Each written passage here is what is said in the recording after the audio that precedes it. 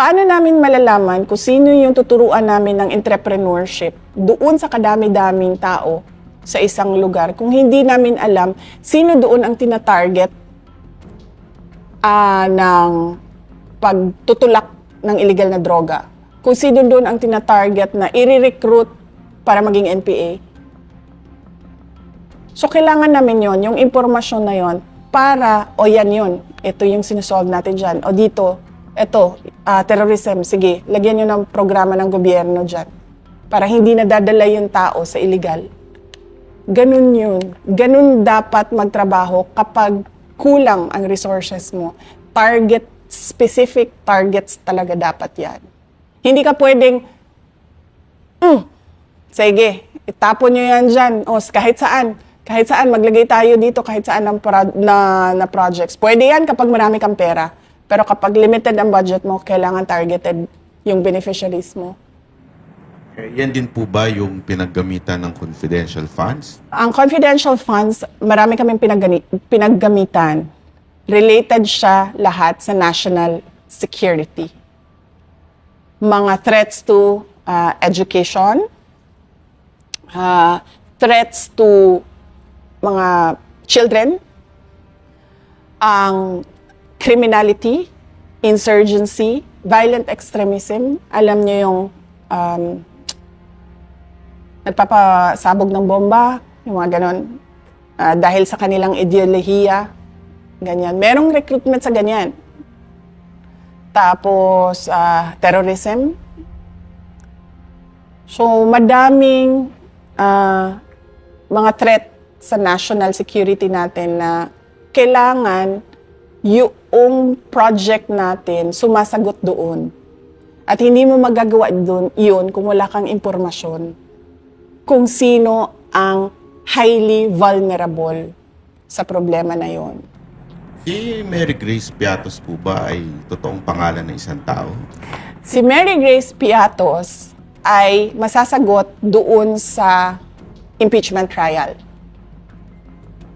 Ayaw siya pag-usapan ng defense team kasi binuo na nila yung defense sa confidential funds.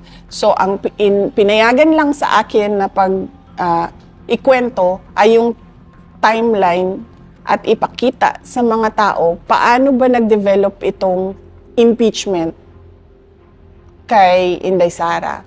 Yung Mary Grace Piatos at iba-iba pang nilang sinasabi, nandito din yun sa timeline natin, makikita ninyo, ay may sagot.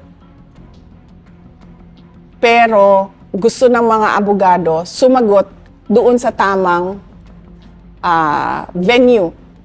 Dahil confidential funds, protektado ng batas. Hindi ka basta-bastang, kasi nga sinasabi ko kanina, sa discussion, ang confidential funds, pinoprotektahan niya ang national security natin at yung buhay ng mga tao na merong impormasyon na makakasira ng seguridad ng bansa.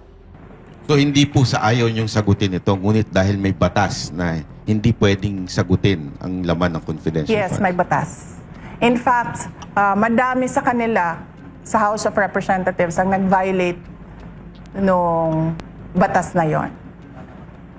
And mako-compromise, VP, yung operations kapag inilabas tong information na ito.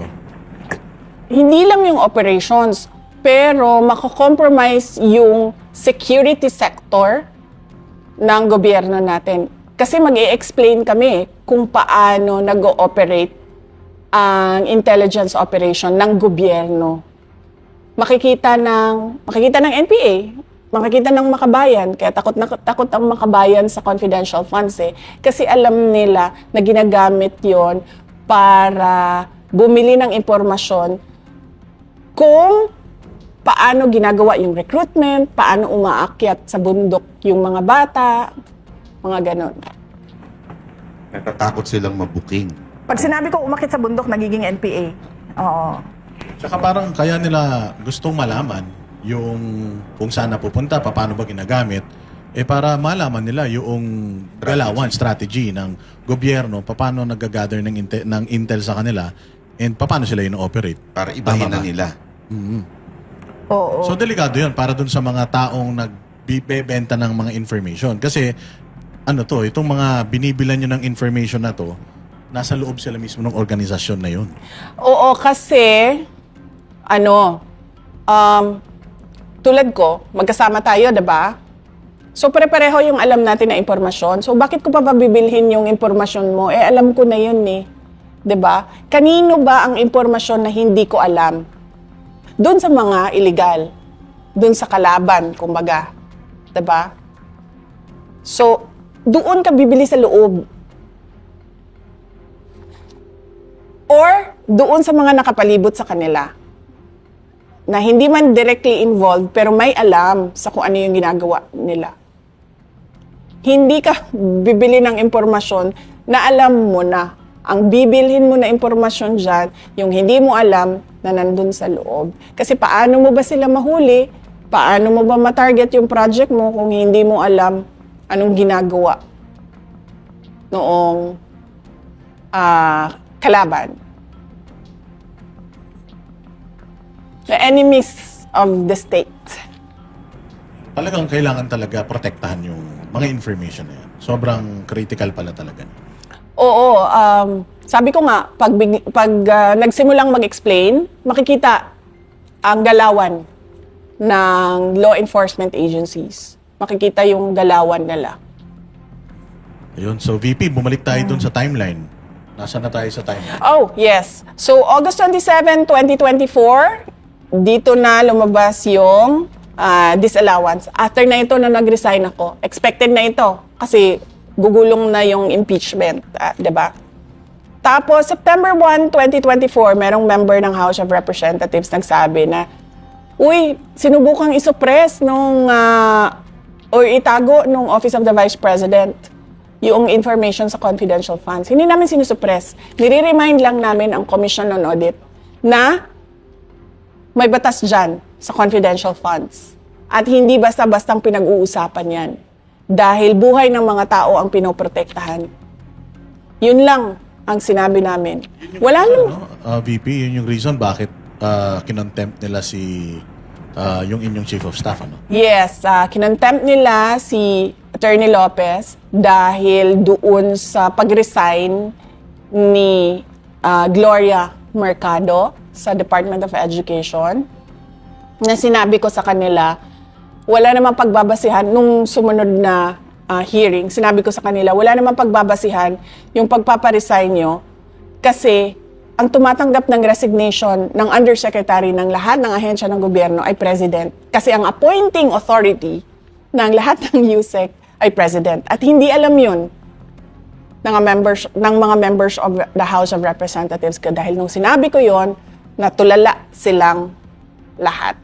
So sabi ko nga, di ba? Sabi ko, di dapat ang kinontempt nyo si BBM kung kasi siya yung tumanggap ng Office of the President, yung tumanggap ng resignation eh. Hindi si Attorney Lopez. So, nakanganga silang lahat kasi hindi nila alam yon.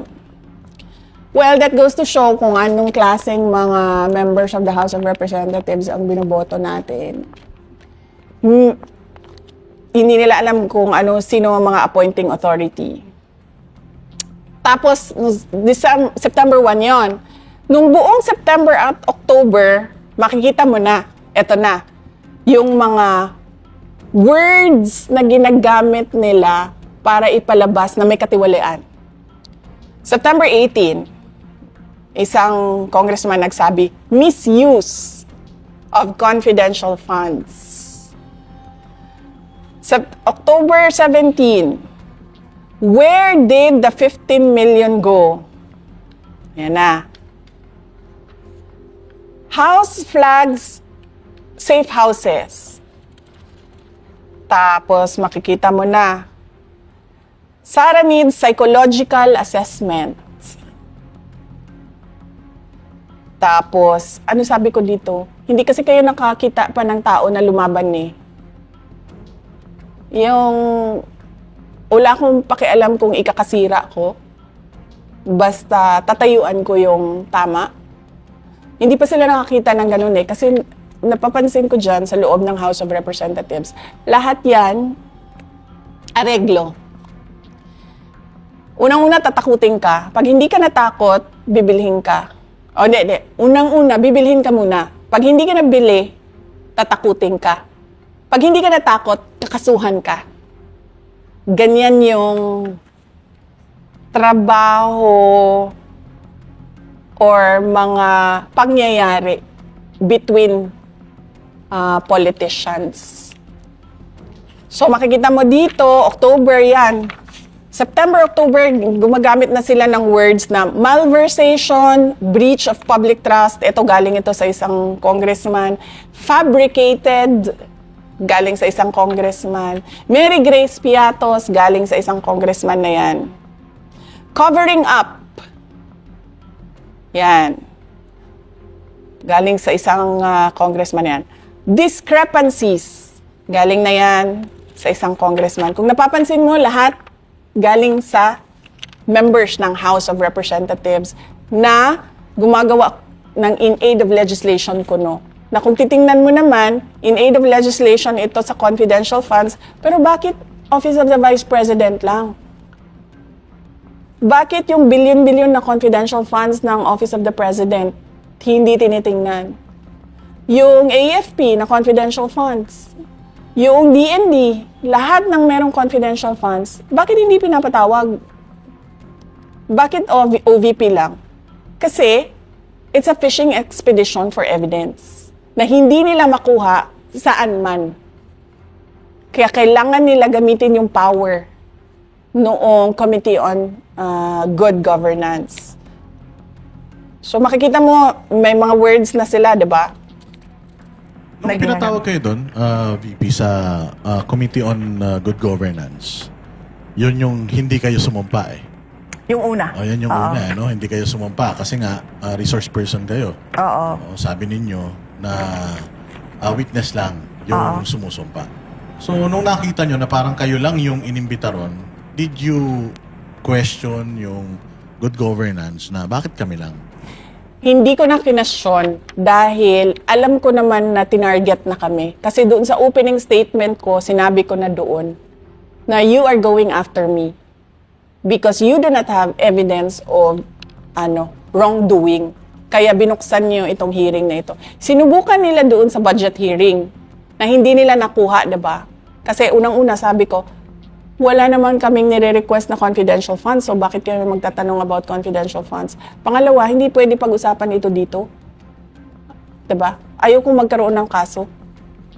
At ayaw ko ibulgar kung paano gumalaw ang law enforcement agencies at mga intelligence operations ng gobyerno.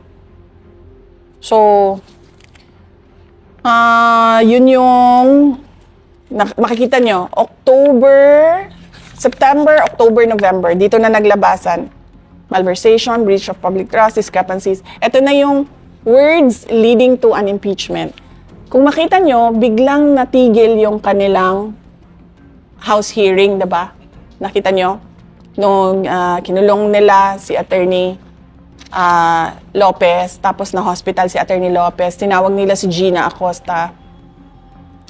Nag-collapse, nag-unconscious si Gina Acosta. Pagkatapos nun, wala ng hearing. Tumiretso na sila doon sa paninira nila naman. Sabi ng PSA, ito walang mga birth records. Ganyan. Yan na yung kanila. Hindi mga totoong tao ito. Palibhasa kasi wala silang alam sa kung ano yung trabaho ng gobyerno. Kasi ang ginagawa lang nila dyan sa loob ng House of Representatives, manira ng pangalan. So, yon. Tapos, sumunod nun sa timeline, yung mga impeachment na. Yung nagkagulo, nagrumble nila na filing ng impeachment. Alam nyo, kaya umabot yun sa ilan? 3? 3, di ba? Kasi yung unang sinulat, basura.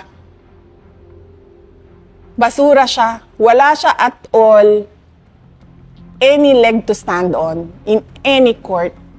Yung sumunod na sinulat, basura pa rin. Yung pangatlong sinulat, yun yung kinorek na nila lahat nung basahin ninyo, yung tatlo. Actually, apat. Pang-apat yung usot. Yes, apat, no? Oo. Kung babasahin ninyo, yung mga una, pangalawa, pangatlo, basura sila lahat. Hindi ko alam kung sino nagsulat. Gusto ko sabihin sa kanya, i-recruit mo ako magsusulat niyan. Papasok yan sa korte. Tapos, yung pang-apat, yun na yung corrected copy ng lahat.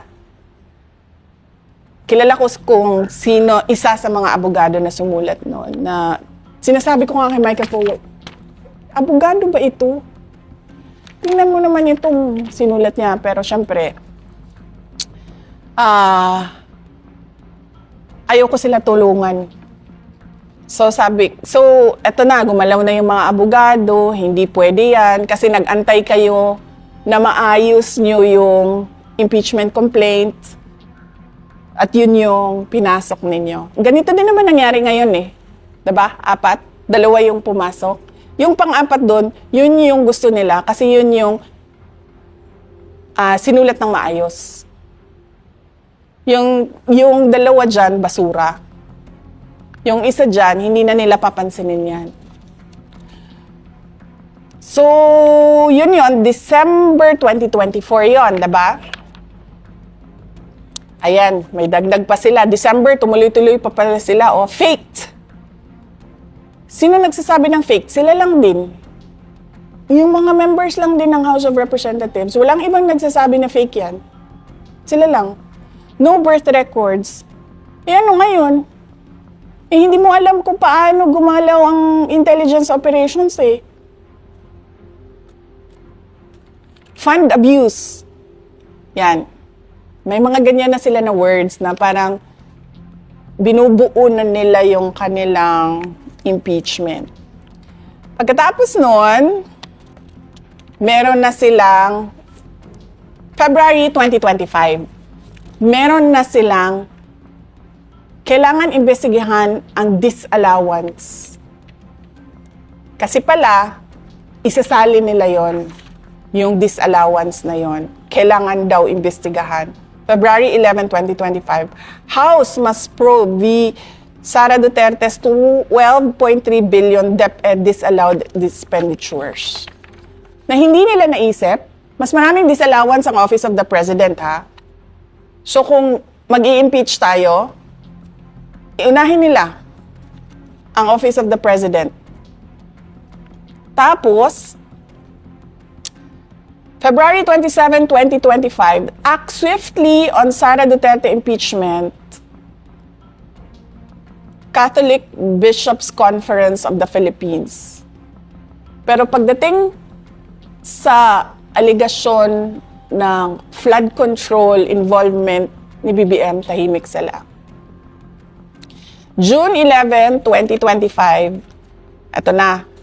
Dahil hindi nila alam saan sila lulugar, impeachment, ano ba, kapafile na lang natin ang kaso. To siya, lahat ng kaso na pwedeng i-file natin. So nag-file sila ng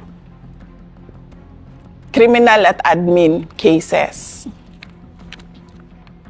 Tapos, eto na. September 29, 2025. Ito na yung privilege speech ni Senator Cheese Escudero na sinabi niya ang mastermind, si Martin Romualdez, at ginamit ang political capital ni BBM at ang promise ng for later release funds sa mga projects para pumirma ang mga congressman sa impeachment. So, yan yung buong timeline kung paano nila niluto ang impeachment. Galing sa walang ebidensya, papunta sa fishing expedition, illegal na paggamit noong information sa loob ng in aid of the legislation para sa impeachment. At yung meron na talagang nagsabi na yung mga pumirma ay pinramisan ng for later release na funds. Yes, Congressman mismo, si Congressman Toby Chanco, sinabi niya yan, na isa daw sa reason kung bakit yung alyansa nagka-leche-leche dahil dun sa impeachment na ginawa sa inyo. So, nasabi yan ni Toby Chanco. Kasi paniwala ko, nagmamadali din sila mag-promise ng pera. Kasi election na eh. Siyempre, lahat ng mga congressman parang tipong, nasaan na yung funding namin? Election na kami. Kami din eh. Mag-i-election din kami. Hindi lang naman kayo eh. Diba? So, lahat yon ay, yan. Planado. Yung pong yung latest na impeachment, meron silang sinasama pang iba na yung si Madriaga. Ano po ba ang kwento sa likod nito? Oo. Si Madriaga ay kinasuhan ko ng perjury dahil hindi ako papayag na itulad nila ito doon sa ICC case ni dating Pangulong Rodrigo Duterte. Kung makikita nyo yung ICC case, ang mga unang sinabmit doon ni Trillanes ay si Las Cañas at si Matubato. Kasi galing yun dito, di ba? Sa atin, sa Pilipinas. Meron silang hearing, pinabayaan sila ni PRD na magsalita, nagsalita sila, nagpa-interview sila, ganon. Pero hindi question yung credibility nila. Parang tinanggap na lang ng lahat na totoo yung sinasabi ng witnesses. So dito, pagdating kay Madriaga, nag-file kami ng perjury kasi sinasabi namin walang katotohanan lahat ng sinasabi niya. At ito yung aming mga ebidensya bakit namin nagsusuporta sa sinasabi ko na hindi totoo yan. Makikita nyo, actually, 6 nga pala no? May 3 akong hindi pinangalanan. 1, 2, 3, tapos Makabayan, BBM, Pink Yellow. Meron pang 3. Makikita nyo, sa mga lumalabas na news items, sinasabi bagman, sinasabi aid, sinasabi civilian intelligence agent. May mga ganun sila na words na hindi mo makikita doon sa affidavit. So bigla na lang siyang may narrative na sila. Bakit? Kasi kung makikita ninyo yung Madriaga affidavit, lumabas yon pagkatapos na ma-dismiss ng Supreme Court ang impeachment. Yung una nilang impeachment noong 2025. Yung una nila. Kasi doon sa kwento nila, wala silang, kumbaga, whistleblower. Kasi lahat ng kanilang ebidensya, kinuha lang nila at sila lang yung nagsasabi, mali ito, mali ito.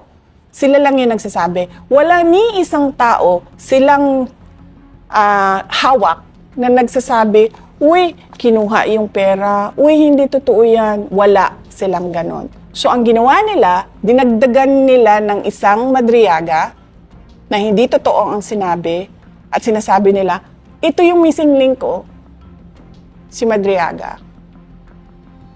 So, sa ibang araw, pwede natin pag-usapan pa isa-isa yung affidavit ko kay Madriaga na hindi ko kilala yung taong yan. Hindi ko man lang nakausap yan ng kahit ano. Tapos,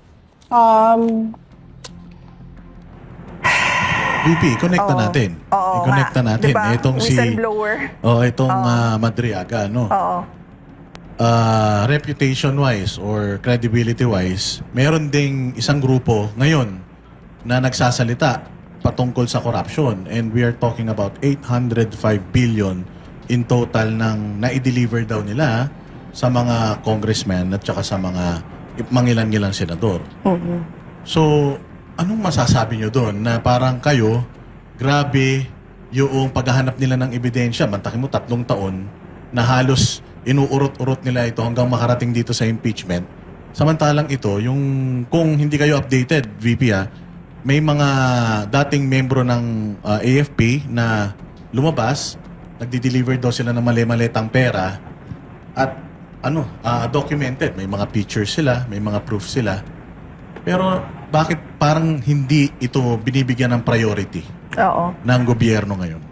Napansin ko na yung gobyerno, hindi sila seryoso sa anti-corruption program nila.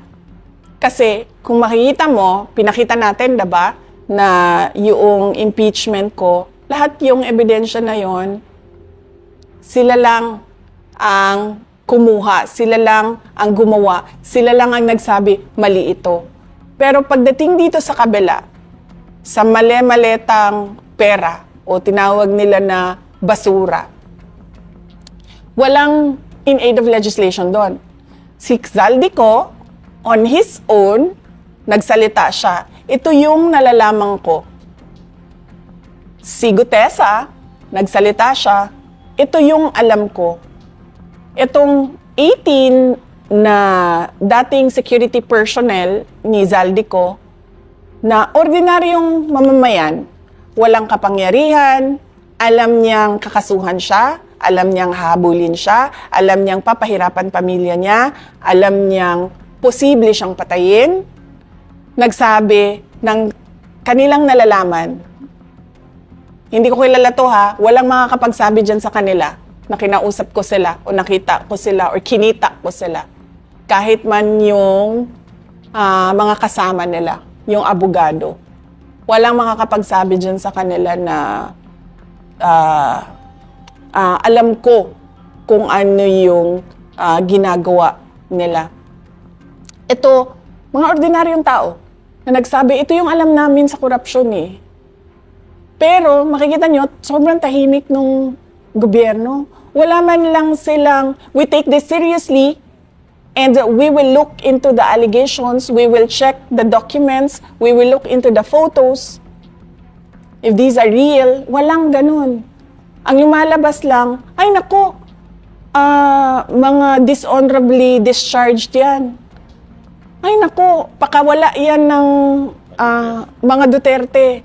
Ay nako, si Zaldico ba pakawala namin?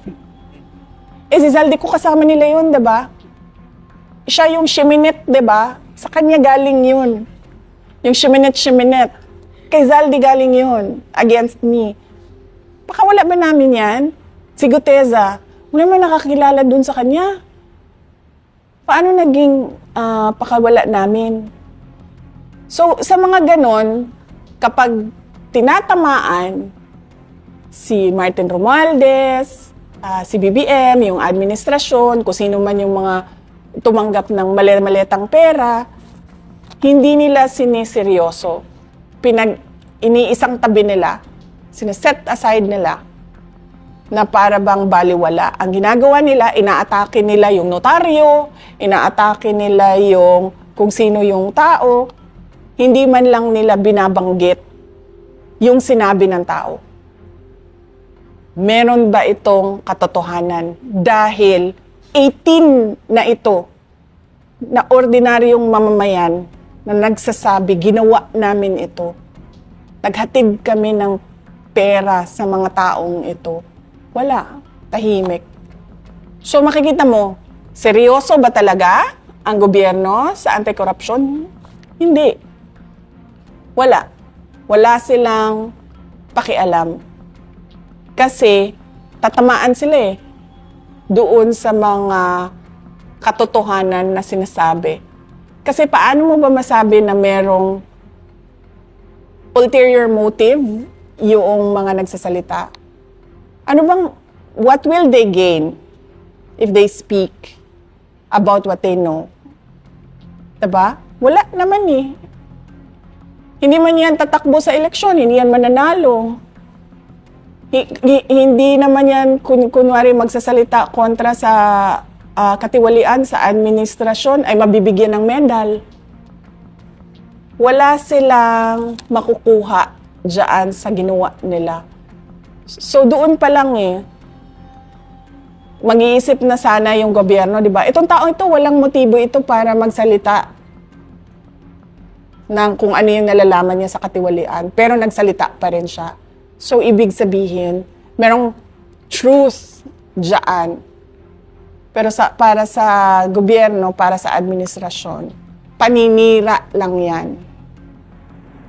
Panglihis lang yan sa ICC investigation. Yun pa yung sinasabi nila. Pero ang alam mo, exciting yung sinabi ni VP yung next week daw, kay Madriaga naman ang pag-uusapan. So, ibig sabihin, may next week. Yeah. Ang ibalik ang tapang at malasakit. Binabalik na nga natin. Magiging regular program na yan.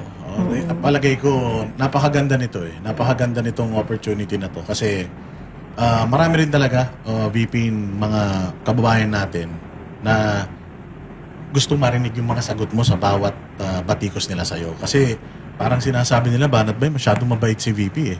Kaya nga, noong kayo ay nag-file ng kaso kay Madriaga, people are expecting na hindi lang si Madriaga yung sasampahan nyo ng kaso eh. Na marami pang iba. Darating tayo doon. Depende na yan sa kahandaan ng abogado kasi sila yung mga naghahanda. In fact, yung kay Madriaga, matagal yan na trabaho nung Panelo Law Office para mabuo yung sagot para detalyado at pulido at meron talagang ebidensya yung sinasabi naming perjury. Ngayong araw na ito, pinakita lang natin yung double standard ba? Ito walang ebidensya, gumawa ng ebidensya, umabot sa impeachment. Ito may ebidensya talaga na hindi gawa-gawa yung ebidensya, base siya sa isang ordinaryong mamamayan na walang motibo para sirain ang administrasyon, pero hindi pinapansin at hindi tinututukan at hindi binibigyan ng halaga. At saka testimonial evidence to. So talagang ebidensya dahil first-hand information yung nakuha nila. Hindi lang yun yung mga naglalabasan Banat Bay. Meron pa nung nakaraan, VP, kung hindi mo nabalitaan, yung text messages. Ay, nako. Yung text messages na sinabi ni Egay Erice na ipinakita daw sa kanya yung detalyadong paggamit ng pera galing sa flood control, nagamit pa daw yan noong nakaraang eleksyon. So ito pa, yun pa. Yeah, so kaya ako nasabi ay nako eh. Kasi ang dami niyan. Ang dami niyang text messages na yan. Hindi yan isa lang. Kaso, hindi nilalabas kasi pakiramdam ng mga tao na may alam doon sa text messages, ay hindi naman ito papansinin din ng administrasyon eh. Kasi itatago lang nila ito or ihaharas lang kami, ititreten lang kami, kakasuhan lang kami, which is yun ang ginagawa ngayon sa 18 na mga dating security personnel ni Zaldico. Kakasuhan sila. So, yun yung nangyayari doon sa binabanggit mo na text messages. Hindi ka ba na nagugulat, VP, na 3 years nilang pinlano yung pagsira sa'yo. Pero ngayon, may gerang nangyayari sa Middle East. Pero wala silang plano, VP. Yung mga speeches nila, parang sinasabi, magano kayo, pumunta kayo sa safe na lugar, parang kanya-kanya, bahala kayo sa sarili nyo muna. Dahil hindi tayo pwedeng makapagpadala dyan ng eroplano, hindi rin naman pwede yung land travel. So kayo ba nagugulat na ganito yung trato nila? Alam mo, napakadali magpadala ng eroplano eh. Sa totoo lang. Alam niyo ba nung COVID na panahon, madami ang na-stranded na mga tiga Davao City dito sa Manila. Napakadali. Nagkontrata kami ng commercial airline sabi namin, isasakay namin sila lahat, babayaran namin kayo using COVID funds. So, ilang beses namin ginawa yun. Nangontrata kami sa commercial airlines, lumipad yung commercial airlines, doon sinakay lahat ng na-stranded na tiga Davao City na cleared na magbiyahe or inallow na doon mag-quarantine sa Davao City, nilipad namin. Hindi lang 100, hindi lang 200 na mga individual ang nilipad namin noong panahon na yon. At hindi lang mga tiga Davao City. Meron pa kaming iba na kapitbahay lang ng Davao City pero sabi namin, sige sumakay na kayo, basta mag-quarantine lang kayo according to sa sinabi ng doktor dito sa labas ng Davao Airport. Tapos pwede na kayong magsiuwian kung saan. Hindi ganyan kahirap magpadala ng eroplano kung saan mo gusto kumuha or mag-rescue ng tao. Kaya lang, VP, sarado ang airspace. Tsaka baka daw pabagsakin yung aeroplano. Hindi kasi yung isang kaibigan ko galing Dubai, papauwi na siya kasi nagbukas na yung siguro limitado pero hindi sarado. Kasi yung kaibigan ko, papauwi na siya ng Pilipinas. Commercial flight siya. Meron po bang planong OVP para tulungan ng mga OFW natin? Meron kaming point person, meron kaming tao sa Office of the Vice President na itong tao na ito in charge siya sa mga tinatawag na parallel groups. Dating campaign support groups na naging ngayon ay mga supporters pa rin ko at ng Office of the Vice President na nasa iba't ibang lugar. So tinatanong namin sila, yung mga nasa Middle East, meron ba sa inyo ang gustong umuwi? Kasi baka meron kaming matulong sa inyo sa pag-uwi ninyo once meron ng magbukas na commercial flights kung saan man kayo. Handa ang OVP din tumulong. Yes, limited yung capacity namin na tumulong, pero handa kami na tumulong doon sa mga gusto talagang umuwi. So far, tinatanong ko yung tao namin sa Office of the Vice President, tinatanong ko siya kung meron ba nagsabi sa kanya na gustong umuwi, kailangan ng tulong. Lahat daw nagsasabi na ay nilang umuwi kasi wala silang uuwian dito sa administrasyon ni BBM, walang trabaho na maibibigay sa kanila. At paano na lang daw yung mga anak nila magugutom. Pero sinabi pa rin namin na kung meron man gustong umuwi, ay ipaalam sa kanya at hahanapan namin ng paraan paano kami makatulong sa kanila para mabalik sila dito sa Pilipinas. Alam mo, nahihiya talaga ako sa mga kababayan natin dahil nakita nyo naman yung ilang oras natin na pinag-uusapan na impeachment at panggagago ng mga miyembro ng House of Representatives na ang daming mga kababayan natin na mas malaki pa yung problema nila ba? Tulad niyan, naiipit sa giyera. Hindi alam kung anong mangyayari sa mga susunod na araw. Nag-aalala sa kaligtasan nila. Yung mga kababayan natin na walang trabaho, nandito sa Pilipinas, walang trabaho, walang oportunidad. Mga negosyo ng mga businessman dito sa Pilipinas, bagsak. Walang kita. May kita man, sobrang liit. Nagugutom natin ng mga kababayan. Ang dami nun. Na parang tipong araw-araw nila hinahanap yung pera, pambili ng pagkain. Hindi na nga nila maisip araw-araw paano yung ligo ko eh. Kasi paggising nila, saan ko hahanapin ang pambili ng bigas mamayang hapon? Ang daming, yung mga nagkakasakit, sobrang dami nun na hindi nila alam saan nila kukunin yung pang-chemo therapy nila. Tapos, nakakahiya sa ating mga kababayan na ganito pa rin. Nandito pa rin tayo sa politika, nandito pa rin tayo sa impeachment. Tapos sila,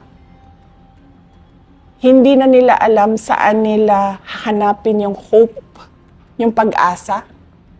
Saan nila panghahawakan yung pag-asa ng kinabukasan nila. Kasi nakikita ko yung yung na parang ibalik ang tapang at malasakit. Kasi nawala po talaga yung ganoon sa gobyerno. Dati, nung panahon ni Pangulong Duterte, naramdaman niya ng mga OFW yung malasakit. Pero nakakalungkot lang isipin, ayaw nilang umuwi kasi wala silang uuwian. Kahit Delikado. delikado na yung buhay nila. But no choice. Yun yung sinasabi Pero ng firm BP. firm si Pangulong Duterte before. Nung naglatag siya ng parang deployment ban sa Kuwait noon eh. Na kahit na ayaw ng mga Pilipino, firm siya, hindi, madidisgrasya kayo eh. Kasi merong pang-aabuso sa mga Pilipino doon noon eh. So talagang kahit hindi nasusunod yung tao, ang nasusunod talaga yung presidente. Ano yung tama? Kung ano yung tama, kung ano yung kailangan. O kasi talaga ang Pilipino, magaling yan sa ganyan, yung kapit sa patalim eh, VP eh, di ba? Minsan, gagawin na lang nila kahit na mahirap kasi may mga pamilya silang may mga pamilya silang sinusuportahan dito sa Pilipinas. Isa pa yan sa problema natin, human trafficking. Yung dito sa Pilipinas nire-recruit, maayos basahin sa papel, magtatrabaho ka bilang waitress, ganon. Pagdating doon, nagtrabaho sa bar, nagmamasahe yung mga dirty massage, yung ganon. So, isa pa yan sa problema din natin. Pero firm din naman ngayon ng gobyerno. Firm na i-impeach si VP Sara. Oo, 3 years nilang pinlano yun. Banat ba? Antindi. Di ba? Oo, kasi sa kanila, walang distraction. Nagkakagera na, basta kami impeach namin si VP. Di ba? Kaya firm din sila. Kumbaga, pinag-uusapan nila yung kung paano ililift yung excise tax sa gasolina. Pinagpaplanuhan pa lang nila. Pero kay VP Sara, yung plano nila talagang tapos na. Oo. And speaking of that, VP, posible na ma-impeach kayo ulit sa Kongreso. Kaya nyo bang sabihin sa mga Pilipino ngayon na malinis kayong nagtrabaho bilang DepEd Secretary at bilang Vice President ng Pilipinas? Walang makakapag-question sa trabaho ko at sa mga accomplishments ng lahat ng mga nadaanan ko na opisina. Napakarami ng accomplishments namin sa Davao City noong ako ay mayor noong 2016 hanggang noong 2022. In fact, kahit noong 2010 to 2013. Makikita yon sa mga awards na nakuha. More than 200 awards and recognition ang nakuha ng Davao City sa mga projects and programs na ginawa namin doon sa Davao City. Bumaba ako bilang mayor na number 8 richest kami, number 4 most competitive kami, insurgency-free kami, debt-free kami, walang utang na iniwan. So, walang makakapagsabi at walang makakakasyon sa kapasidad ko na magtrabaho ng maayos. Kahit sa Department of Education, meron kaming matatag agenda. Mabilis namin na nagawa yung pag-roll out ng curriculum. Napabalik namin ang mga bata. Isang araw lang from modular, no classes, balik kayo lahat sa paaralan. Meron kaming basic education report taon-taon. Sinasabi namin sa mga taong bayan kung ano yung nagawa na, ano yung hindi pa nagawa, at bakit hindi pa nagawa. Sa Office of the Vice President, makikita ninyo, konti na lang yung projects namin, 10 na lang yung projects namin doon dahil tinanggal nga yung budget namin. Pero nakikita nyo yung accomplishments namin. Nakikita nyo yung unmodified opinion ng Commission on Audit. Every year, naglalabas kami ng accomplishment report. Every year, naglalabas kami ng pasidungog. Sinasabi namin doon ano bang nagawa ng Office of the Vice President. Isa sa mga pinaka proud and honored ako na kasi lagi ako sa trabaho, sinasali ko talaga yung mga kasama ko eh. Kasi ako lang naman yung nag-iisip at nagsasabi, ito ang gawin. Lahat nung kailangan gawin sa baba, kasama ko sa opisina yung gumagawa nun. proud ako sa accomplishment nila na nagawa nila yung Disaster Operations Center. Wala yun sa kahit anong dating opisina ng Office of the Vice President. Proud ako na instead of 6 years, ang aming tree planting activity ay natapos ang 1 million trees sa 3 taon. So, ibig sabihin, mas makakatanim pa kami ng mas marami pa. Proud ako na inakyat nila yung mga bundok para pumunta sa mga barangay kung saan yung mga bata walang mga school supplies. At ito yung mga sinasabi ko, highly vulnerable sa recruitment sa illegal o kung hindi man, hindi natatapos yung pag-aaral. So, napakarami ng accomplishments namin. Walang makaka-question sa trabaho ko at sa kapasidad namin ng team sa Office of the Vice President na magbigay ng maayos na programa at proyekto para sa taong bayan. At yan ay bawas pa ang budget ng opisina. Sara. Sanay ako sa kulang ang budget. Dahil dati noon sa Davao City, kulang yung budget lagi, no? Sobrang dami ng kailangan mo gawin para sa syudad. Sobrang kulang lagi yung budget.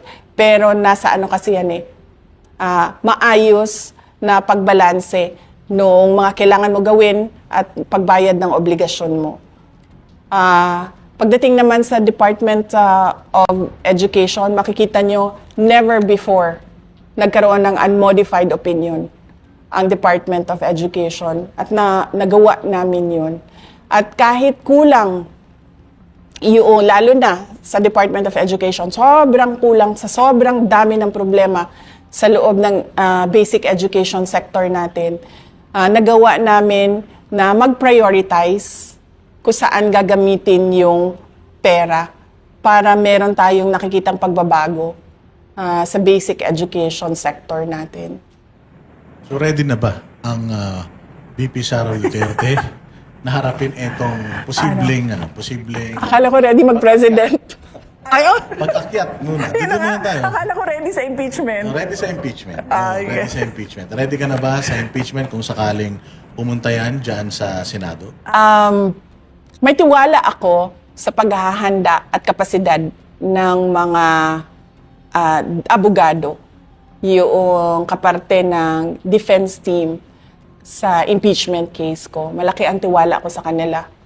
At malaki ang tiwala ko sa kapasidad nila. Mga magagaling sila na abogado. Sa Department of Education, kung kayo nasa Department of Education, Pat, walang nangyaring hocus-pocus, sa tingin ninyo, gano'n nakalaki yung improvement sana? Kung kayo pa rin. Hypothetical ito, no? Palagay ko, kung ano yung nasa matatag agenda, nakasulat doon kung ano yung prioridad ng Department of Education. Palagay ko, 3 years na ngayon, no? Meron ng mga na-accomplish doon at nagawa na doon in 3 years. So, hindi ko lang masabi ngayon exactly kung saang parte sa matatag agenda yun doon kasi nagbabase din tayo sa budget taon-taon. Pero napakahalaga kasi nung may sinusundan yung isang organization. Tulad sa amin, sa Department of Education, yun yung agenda na yon na kayang-kaya siyang gawin in 6 years. Kasi, sabi ko nga, kulang yung budget, kulang yung resources, kailangan mo mag-prioritize. So, kapag nagpa-prioritize ka, nagagamit mo maayos yung pera. And isa ito sa ipaprioritize mo kung papalarin na maging presidente ka. Di ka ma-impeach, ha? Isa ito sa itutuloy mo pagka naging presidente ka. Oh yes, oo. Napakahalaga na ayusin natin yung basic education sector natin. Kasi ito yung foundation ng mga future professionals, future government employees, future banatbay, future boss dada. Ito yung foundation. Yung kindergarten to grade 12. Ito yung nagmo-mold ng future citizens ng Pilipinas. So, dapat talagang ayusin siya. At dapat mabilis yung pagbabago sa loob ng Department of Education. Kasi, napapag-iwanan tayo ng mga kapitbahay na mga bansa. Alam niyo, noong nasa Department of Education ako, sinasabi ko na lagi alam niyo, we should learn from the COVID-19 pandemic. Nakikita natin na yung classroom, hindi lang siya ang lugar kung saan pwede matuto ang isang tao. Maraming paraan na pwede mag-aral at matuto ang isang tao. So, hindi natin kailangan ipasok ang mga bata sa classroom araw-araw. Kasi hanggang ngayon, yung mindset ng mga tao, ng gobyerno, nandun pa rin sa paggawa ng classroom. Wala sila doon sa mindset na paano ba itong bata na ito matuto? Kasi yung mindset natin, nandoon pa tayo sa mindset ng 1940s. Kailangan pumasok ng bata sa classroom, umupo doon at makinig sa teacher. Hindi na kasi ganun ngayon Sa dami-dami ng technological advances, sa dami ng innovation na pwede mong i-apply sa basic education, hindi ka na nakakahon doon sa kailangan ko mag-construct ng classroom. Diba? Kasi anuhin ba natin yung classroom kung yung bata na nakaupo doon ay hindi natututo? At yung teacher na nagtuturo doon ay hindi marunong magturo. At yung teacher na marunong magturo, walang kwenta yung kanyang curriculum, yung tinuturo niya sa bata. Di ba? Tapos nandun tayo sa semento na at bakal ng classroom na ito. Ang mahalaga sa edukasyon ay yung natututo yung bata. Hindi yung kung saan siya nakaupo araw-araw. Magandang idea ni Mama, no? Dahil ngayon nga talagang mas marami pa ang matututo. Kasi kung limitado nga naman yung eskwelahan, yung classroom, konti lang ang matuturuan. Pero pagka yung technology, talaga sa edukasyon, mas marami po ang makikinabang na maturuan. Oo, kasi napapansin ko din, no? Parang, parang sa opisina ba? Ganito din kasi sa classroom Uupo ka dyan ng siguro sabihin natin 7 hours. 7 hours. Hindi na natin titingnan or bibilangin kung ano ba yung, ilang hours ba yung meron kang natutunan dyan at ilang hours yung wala kang natutunan. Ganyan din sa trabaho, di ba? Papasok ka ng 8 hours. Hindi naman tinitingnan kung ano ang na-accomplish mo dun sa 8 hours mo. Merong iba dyan, tapos na yung trabaho nila in 2 hours Merong iba dyan, pumasok ng 8 hours, walang nagawang trabaho. So, wag tayo doon sa bakal at semento. Doon tayo sa paraan kung paano matuto yung bata. At makakatipid ba ang mga magulang dahil wala nang pamasahe, kung sakasakali? Posibleng pwedeng ganon. Ganon yung pinupush ko noong ako ay department secretary, yung digital education. Dahil yun naman yung trend ng generation na ito. At yun din yung trend worldwide. So in terms of accountability, kapag ikaw ay naging presidente, sinabi mo naman dun sa huling sa huling interview natin, di ba, na yung VP yung hahabol dito. Ito na naman tayo sa Vice President. Oo, grabe yun hanggang ngayon, tinatanong pa rin ng taong bayan, sino ba yan? Nagkakagulo na sila Pero in terms of accountability, anong klaseng gobyerno magkakaroon si Sara Duterte papaano niya lalabanan yung corruption? Oo, hindi natin talaga palalampasin yung corruption. Meron talagang isang tao, tawagin na nating czar kasi mahilig tayo sa mga czar, isang corruption czar, na ang gagawin niya ay tututukan niya lang yung corruption kahapon, ngayon, at posibleng bukas. So, hindi pwedeng ang presidente yon. Dahil sa sobrang daming trabaho ng presidente, hindi siya dapat na-distract doon sa poverty alleviation, food security, national development, infrastructure development. Hindi siya dapat na-distract sa ganun. So, dapat meron talaga isang tao na ang trabaho niya ay habulin yung katiwalian kahapon, ngayon at bukas. Itong mga nangyayaring ito, yung impeachment and all, umiikot ka naman. Sa tingin mo ba nabawasan yung tiwala ng taong bayan sa'yo? Oo naman. Ikaw naman, araw-araw sisirain yung pangalan mo, Boss Dada. Hindi ba makakaapekto yan? Siyempre, oo. Meron din. Oo. Parang wala kasi talong tumaas yung trust rating. Hindi mo, di ba? Mas lalo kayong tumaas ang trust rating kesa dun sa naninira sa inyo, lalong bumagsak. At saka nakikita yung mga, yung mga live videos kapag ka nagpupunta kayo sa mga probinsya. Kasi sabi ko nga, doon sa survey, 'di ba? Sabi ko naman, hindi kasi ako naniniwala diyan kasi hindi natin alam kung sino yung nagpa-survey, 'di ba? Malay ko ba kung nagpa-survey yung kalaban, sasabihin niya, ilagay mo number 1 si Sarah diyan para akala niya number 1 siya. O, 'di ba? Nasabi pa sa impeachment, di ba, yung unexplained, unexplained wealth daw ni VP? Nakita mo yon yung parang kung kukumputin mo, yung itinaas nung value ng assets mo, parang sumusweldo ka ng 100,000 per month. Parang ganun eh. But anyways, alam ko na meron naman kayong depensa doon sa SALN. Oo.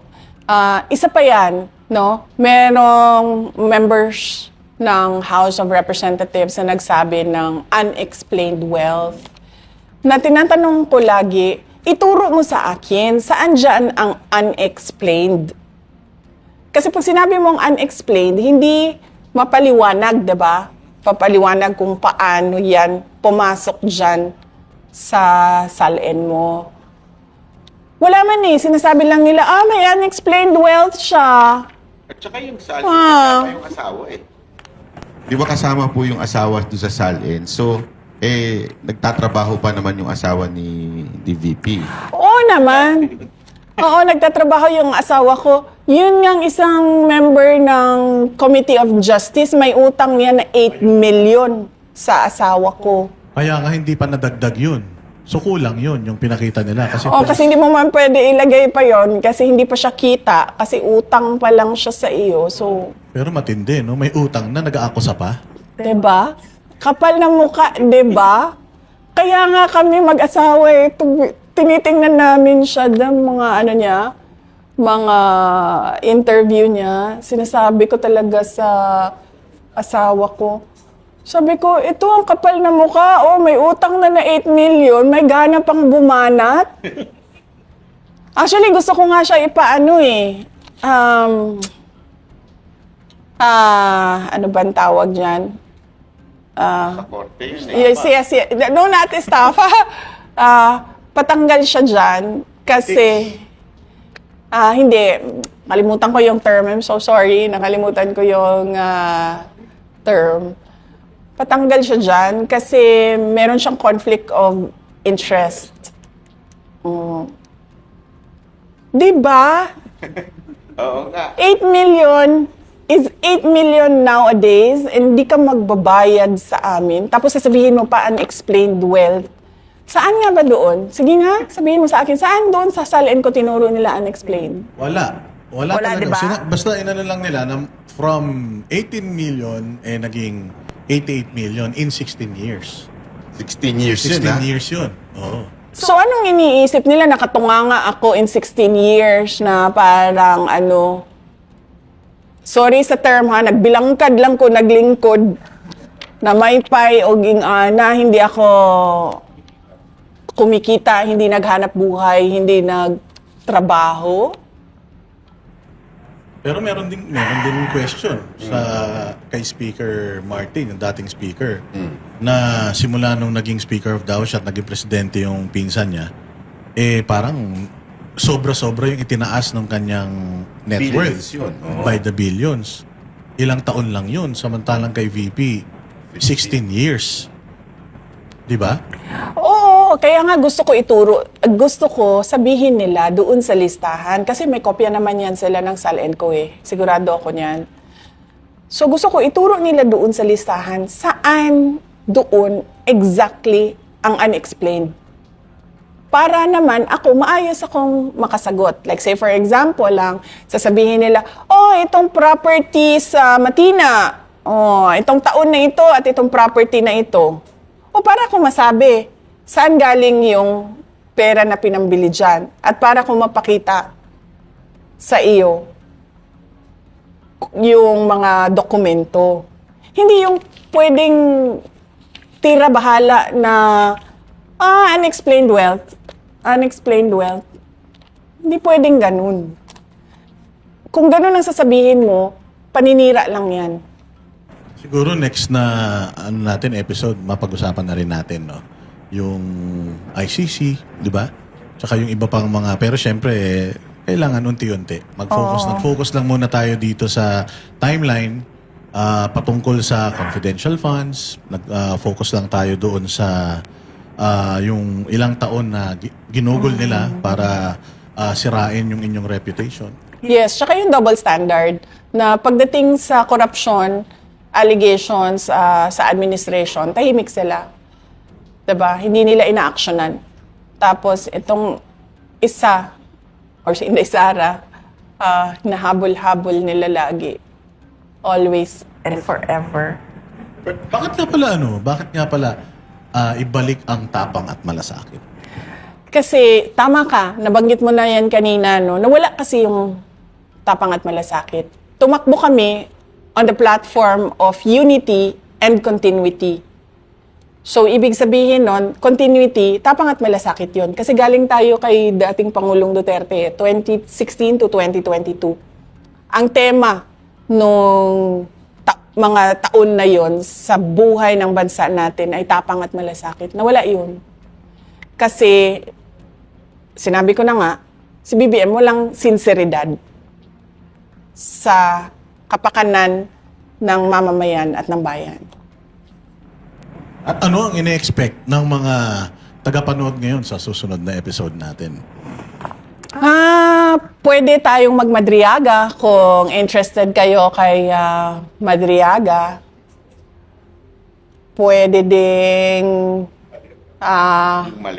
Maleta kung interested kayo sa Maleta. I'm sure makakakuha tayo ng feedback sa mga kababayan natin. Sakit? Papasalamat ako sa iyo, Boss Dada. Ang totoo mo bang pangalan ay Lord Byron? Opo. Talaga? He's a poet, no? Poet po. Yes, oo. Pwede bang Lord Byron na lang tawag sa'yo? Opo. Diba? Yung Bisaya po nagpangalan sa akin ng Banat ba? Hindi po ako Bisaya pero pinangalanan lang ako. O kasi banat eh. Tsaka yun ang mga nakalagay sa supina ko, di ba? Lord Byron. Okay lang po. Oo. Kasi alam ko na Byron eh.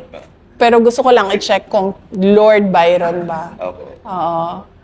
Para tayong ano yan siya, di ba English poet si Byron, di ba? No?